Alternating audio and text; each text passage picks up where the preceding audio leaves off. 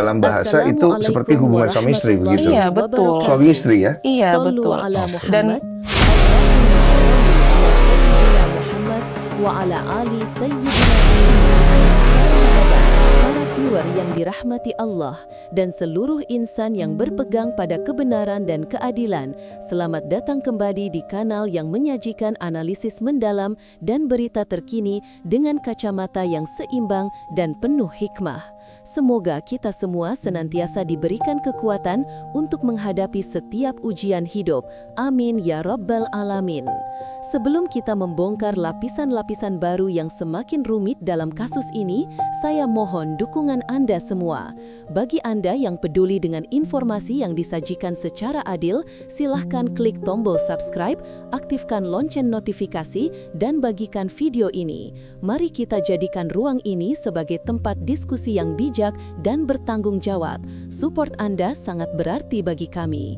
Kasus dugaan perselingkuhan dan perzinahan yang melibatkan Inara Rusli dan Insanul Fahmi yang dilaporkan oleh istri sah Insanul, Wardatina Mawa, pada 22 November 2025 memasuki babak yang semakin rumit.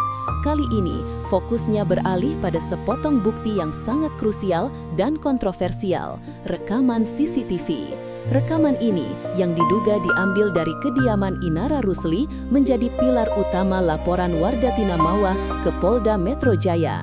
Rekaman tersebut bahkan sempat dikirimkan kepada Insanul Fahmi oleh kakak Wardatina Mawa disertai dengan ancaman bahwa video tersebut akan diperbesar atau disebarluaskan dan diperjelas isinya.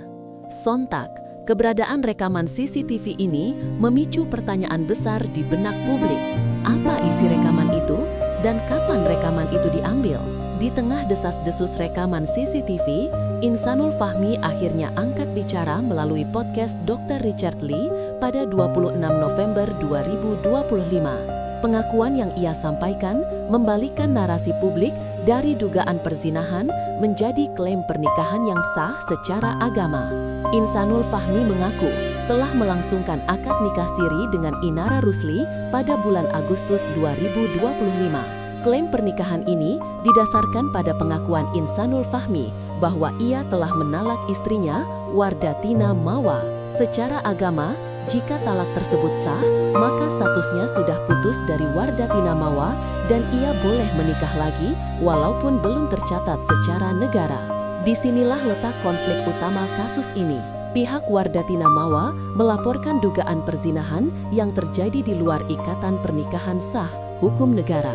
Pihak Insanul Fahmi mengklaim bahwa rekaman dan hubungan yang dituduhkan terjadi setelah pernikahan siri pada Agustus 2025, sehingga hubungan itu bukan perzinahan hukum agama. Menariknya, Insanul Fahmi menyatakan bahwa ia terkejut dengan keberadaan dan penyebaran video tersebut. Namun, ia menegaskan bahwa rekaman itu terjadi setelah ia dan Inara menikah siri pada Agustus 2025.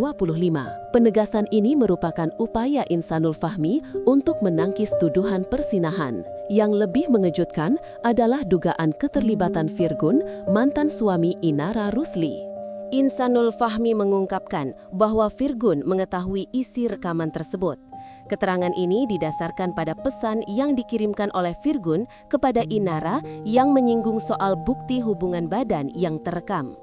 Keterlibatan Virgun yang notabene adalah orang yang pernah berseteru dengan Inara karena kasus perselingkuhan menambah lapisan drama dan kerumitan.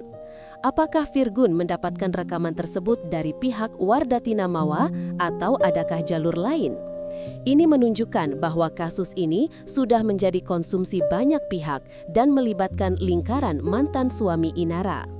Dalam podcast yang sama, Insanul Fahmi juga menyampaikan klaim yang krusial tentang status Inara Rusli. Ia menyatakan bahwa Inara Rusli tidak mengetahui bahwa Insanul Fahmi masih beristri pada saat mereka menikah siri. Jika klaim ini benar, maka posisi Inara Rusli bisa sedikit lebih ringan. Ia akan dipandang sebagai korban dari misrepresentasi atau kebohongan status oleh Insanul Fahmi. Namun, jika klaim ini salah, maka Inara berpotensi terlibat dalam masalah hukum terkait pernikahan siri yang melanggar prosedur poligami tanpa izin istri pertama. Seluruh narasi ini, klaim talak, pernikahan siri di Agustus 2025, dan rekaman CCTV yang terjadi setelah itu, semuanya harus dibuktikan di mata hukum, terutama karena klaim talak tersebut belum memiliki kekuatan hukum tetap di pengadilan negara.